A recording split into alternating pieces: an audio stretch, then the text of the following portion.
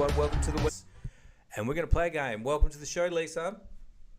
Thank you, Julian. Can't wait. Awesome. So I was just chatting with Lisa. You've got 3 lifelines, and the key to this is, if you're not sure, is to use your lifelines and try and get as far as you can. All right. Can you see the questions, Lisa? I can. Okay. So the first question starts out easy, and they get a little bit harder as you go along. The first question is, in Albert Einstein's groundbreaking formula, E equals mc squared, the M stands for what? Meters, mass, measurements, or milliliters? Oh, yes, I know this. B, mass. Okay, let's lock it in. That's correct. The way you just jumped in there without any lifelines had me sweating, but you were correct. Let's continue on. In addition to being a popular playground attraction, a seesaw is an example of what type of simple machine? A, lever, B, wheel and axle, C, pulley, D, wedge. So a seesaw from a playground is also a type of simple machine, a lever, wheel and axle, pulley, or wedge. This one's a little bit hard. Yeah, I want to say A. Lock it in. But I'm going to use one of my lifelines just in case. Okay. Just in case. All right, so we'll go with the 50-50 split.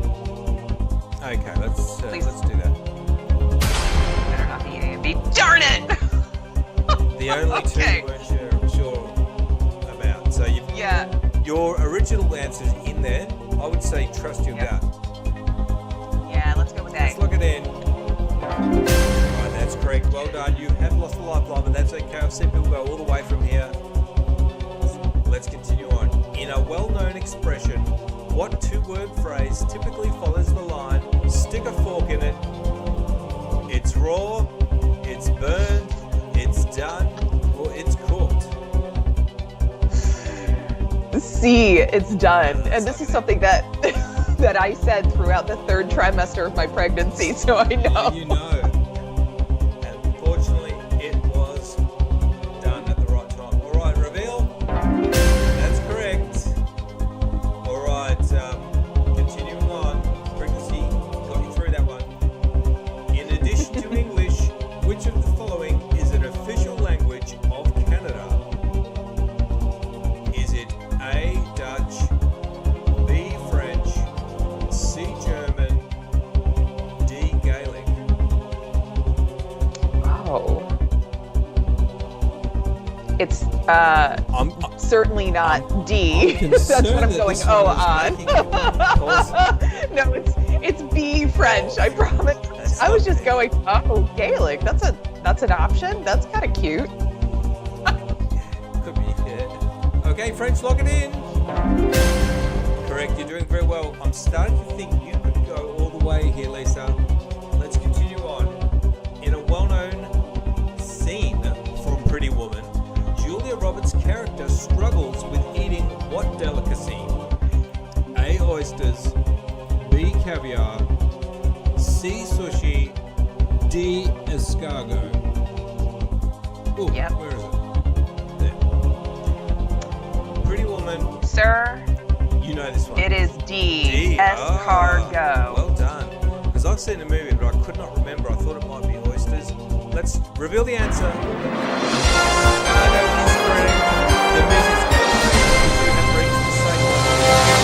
It's about this time I have to remind our guests that this is all for fun and there is not actually $1 million cash up for grabs, because I did have an awkward conversation one podcast ago. All right, continuing on. In a public statement, Justin Timberlake blamed the 2004 halftime debacle. Did I say Super Bowl? In a public statement, Justin Timberlake famously blamed the 2004 Super Bowl halftime debacle on what? Heat exhaustion, a virus, wardrobe malfunction, or cocaine? I'm pretty sure it was C, a wardrobe malfunction. Let's lock it in. No messing around. I think Lisa is showing great potential. Let's look at the answer. And you're actually correct, and I made a mistake on the answer key, it looks like. So you're still alive. We're going to continue on. Did you do that on purpose? No, I must have. I thought that my answer was so funny, and then I accidentally marked it as the correct answer. All right, so let's continue on. I just got to make sure you're at the right level. So you should be at level 6. Okay. So now I've got to change level. On to 6. There we are. Okay, now how do I go to the next questions? Okay.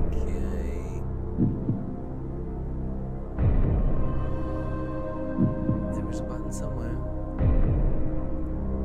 Okay, let's lock it in.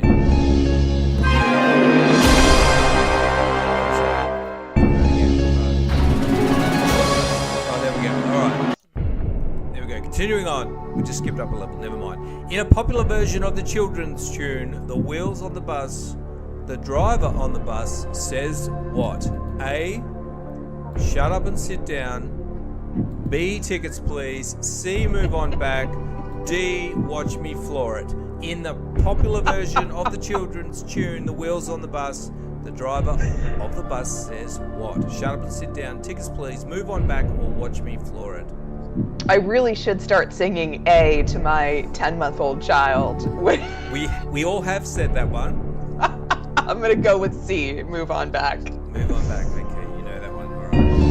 Hopefully I have correctly marked the correct answer. You are correct. All right, let's continue on. Had a little bit of a debacle, which was the fault of the host. In a running joke, Bugs Bunny frequently finds himself in strange locations after taking a wrong turn in what city? A, Salt Lake City. B, Detroit. C, Albuquerque. D, Phoenix.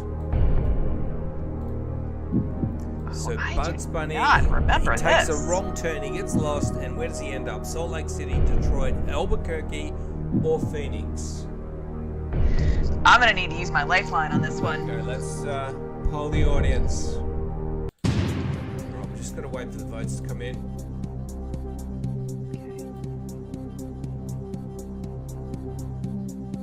Could have given you a clue, but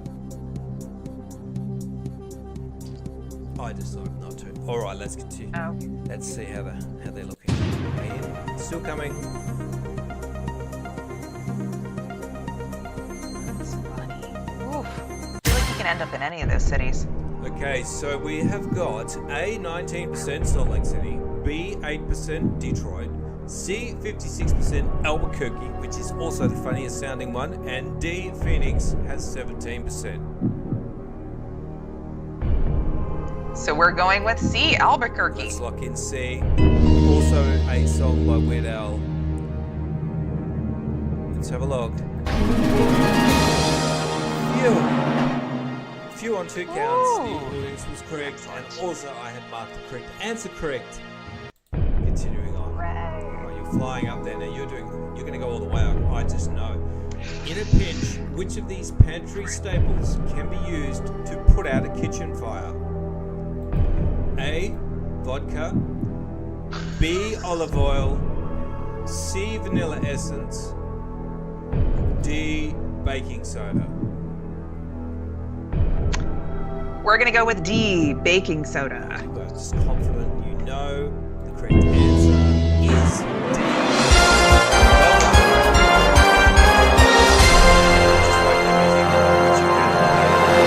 Which must look weird.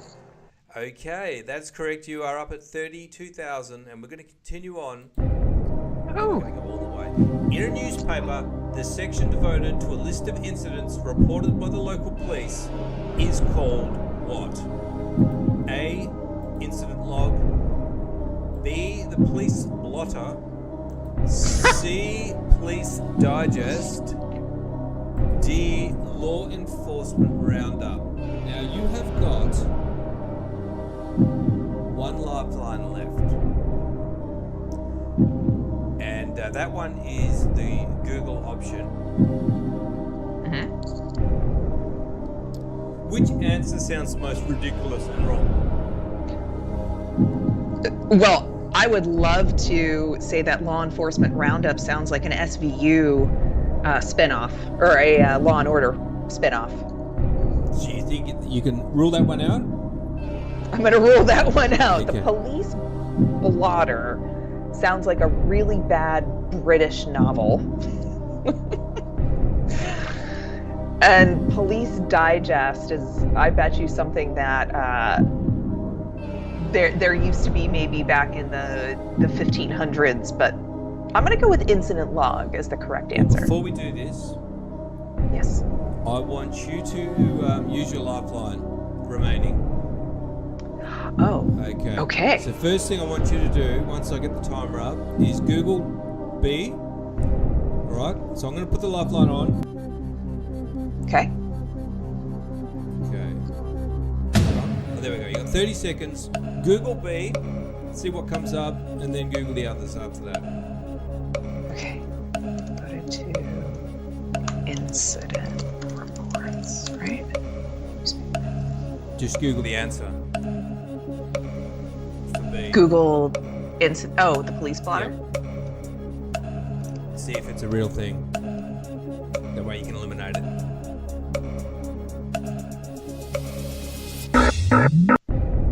All right, time's up. Did you get any information from that? Really? That's a thing. Is it a thing? If it's a thing, lock it in, as they say. If it don't fit, you must acquit. Really? Okay, I'm going with B, Police Blotter. Let's reveal. That's correct. All Oh, lifelines. way! I had to give you a little nudge on that one, but that's fine because I did mess up one of the questions. You're still alive, you've got no lifelines left, and you've got 4 questions to go. Okay. In a memorable gaffe, the late Senator Ted Stevens famously referred to what technologies as a series of tubes? Tesla cars, the internet, smartphones, elevators. Ted Stevens, who I've never heard of, have you? I don't think so, but Probably I old vaguely... and buried by now. And he famously referred to what technology as a series of tubes? Tesla cars, the internet, smartphones, or elevators? Was it the internet? You need to lock it in, Lisa. Lock in B, Lock it the in. internet. That is correct. So this must have been nearly 30 years ago. More importantly, you're still alive. And I think you could be the maybe second person ever to go all the way. Let's have a look. In a non-leap year, April Fool's Day would fall on what numerical day of the year? Okay, this is a maths question. In a non-leap year, April Fool's Day would fall on what numerical day of the year? 31st day, 91st day, 101st day, 201st day. So there's a way to work this out if you know the number, what month is April, how many days roughly. So that's 4 times 30. It's like, wait, January, February, March. Oh, April Fool's is... Oh, okay. B, 91st. Okay, the cogs were turning. Let's take a look. What they came up with. This is with no lifelines to go. The correct answer is B, 91st day. Well done, Lisa. I believed in you, and I think you're going to do it. Let's continue on.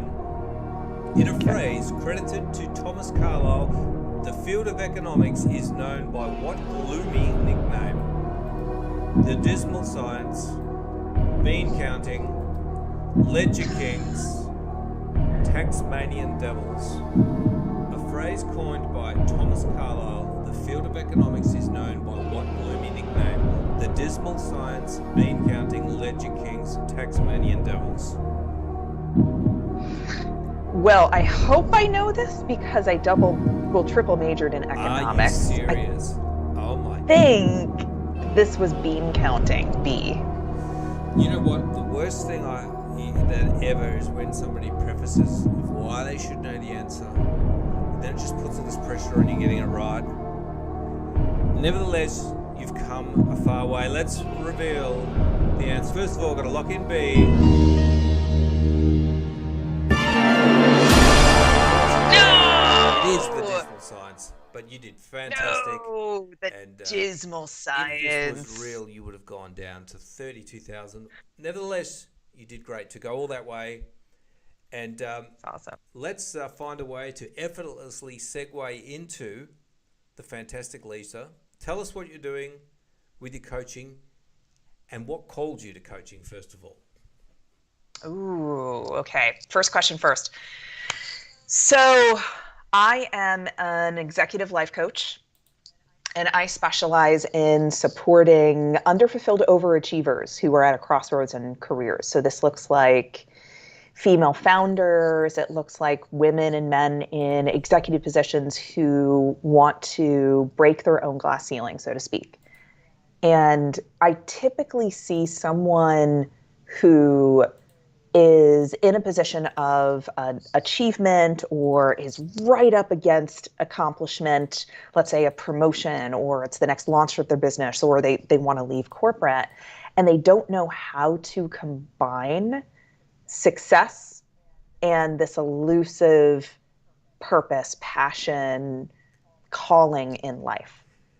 So a lot of the work I do is being able to break down, what does success mean for you? What does that look like for you? How do you do it without being burned out?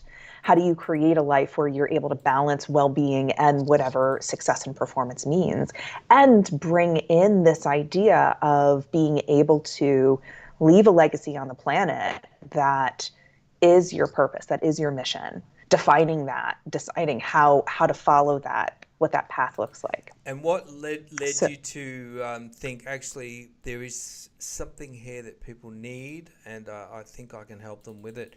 I mean, how did you identify that there were going to be people out there that would respond to this? Because I was that person.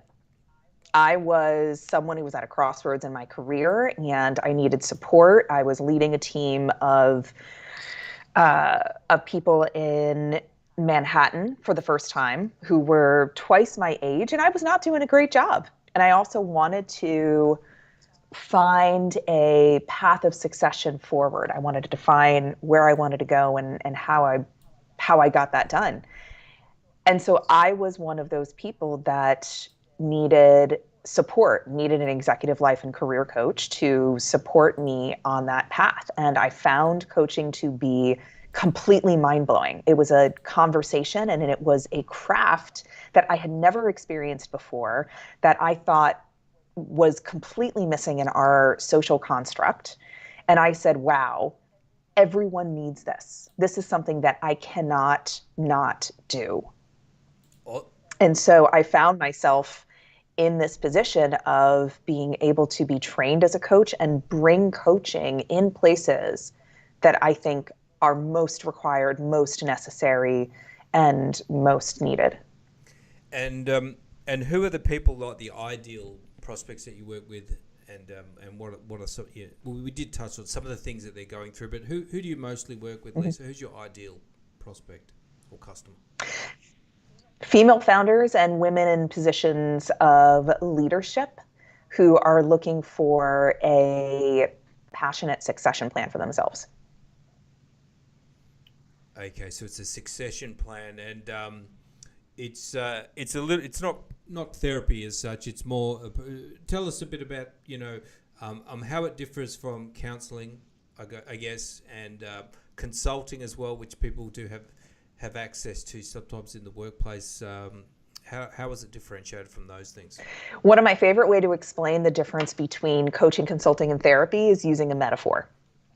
So let's say you fall into a ditch somewhere, and a therapist comes by and says, "Oh, Julian, how do you feel about the ditch? How did your family dynamics create this ditch? Let's talk about how this ditch represents other things in life for you." Okay. And then a consultant walks by and says, here are 5 ways to get out of a ditch. And gives you the top 5 ways. Pick one. A coach walks by and says, hey, Julian, you're in a ditch. How would you like to get out of that ditch? Would you like to get out of that ditch? What would it look like if you did? So a coach supports you to get from A to B, identify that gap, and then coach you to create the solution as to achieve how to get to point B. And the idea is that most people in our lives will do one of 3 things. They will cheerlead us, they will tell us what to do, or they will collude. And I find that we all fall in one of those 3 categories. Oh, the colluders, oh, that's really hard, that really sucks, I was in that place too. Or they consult, they tell you, oh, well, I got out of it this way. This is how you should do it. Or they cheerlead, you can do it, you can get out of that ditch. Whereas a coach will go, oh, let me actually support you to figure out how to get out of that ditch and empower you to transform your thinking, your way of being, your actions, your behavior to do that. It is much more powerful to coach someone to success than it is to consult someone to success, because you're actually reprogramming, broadening, adding neurosynapses every time you overcome challenges. You're also increasing your confidence, you're increasing your options of how to do this next time, and you're increasing your self-trust. And coaching is, the most powerful way, because you not only that, you get that plan in writing, you get clarity, and then you've got this kind of relationship that you have with the coach. It's like like with a fitness trainer. If you really bond with them, you also want to not let them down, and there's accountability is a big one that you get out of it as well. And it's that one-on-one thing for me anyway, is the accountability is kind of like the key to it. And you just can't, a lot of the time you just can't do it on your own. And you talk about working with perfectionists, often female perfectionists, high achievers. You don't work with perfectionists, but I was going to lead into working with high achieving women. Mm-hmm. How much of that kind of perfectionism trap is something that pops up with high achievers, and what's the way to deal with this?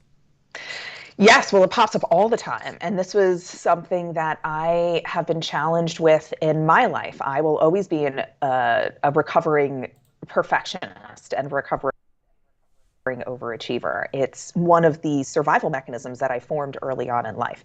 And that's the thing to identify. Perfectionism is a survival mechanism trait. It's not good or bad. It helps you get through things, but it has serious limitations, especially if you use it all the time. So having some perfectionist traits aren't bad.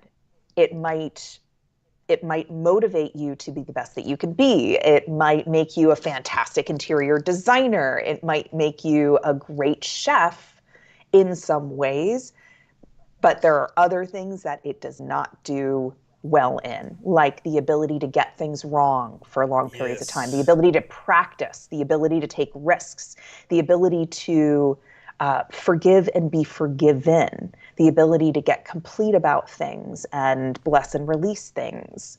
So perfectionism has a lot of limitations, and the way to get through this is to start to understand that it is a tool. It is not the tool, and it is not your personality.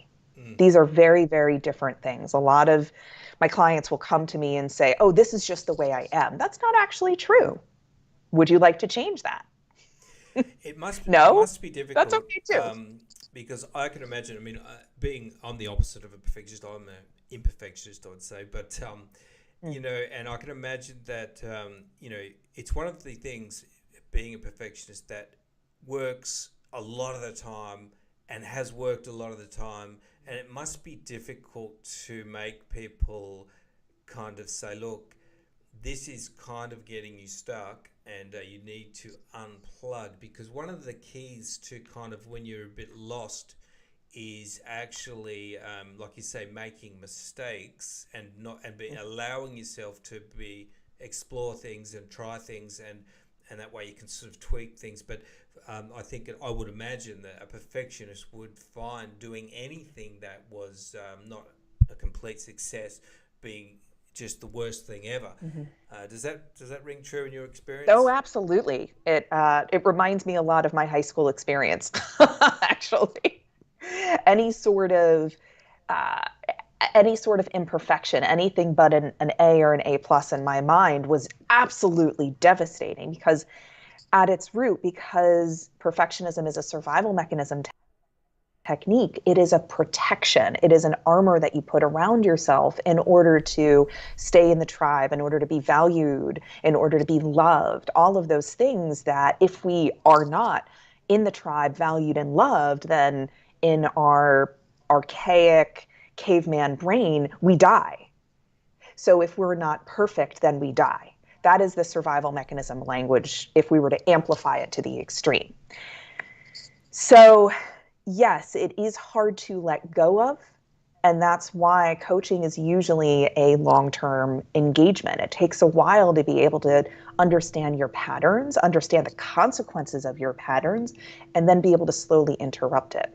There's also a vast difference between perfection and excellence. And that's something that I also had to understand and relearn over the years. Going for excellence is a wonderful thing. In most of my programs, in my coaching work, I am always striving for what excellence looks like. But excellence in my mind, the way that I've defined it, is a journey. It's about learning, it's about growing, it's about deepening, it's about understanding, it's about making mistakes and getting out on the field and practicing and getting better, whereas perfection is you either nail it or you don't. And if you don't nail it, you die. If you do nail it, it's just, it's just meeting the standards.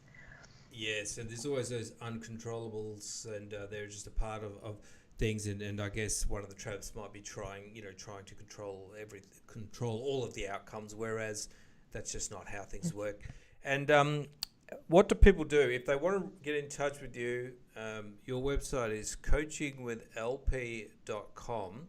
And what usually takes place? Do they have a call with you, Lisa? Yes. So I have several different ways that you can get in touch with me, that you can work with me.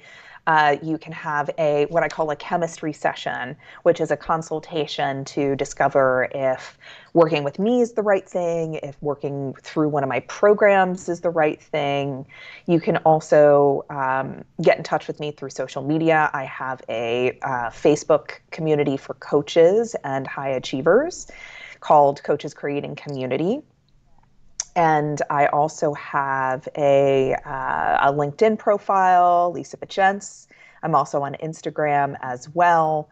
But I love human connection. Brene Brown always talks about how connection is one of the reasons why we're here on the planet.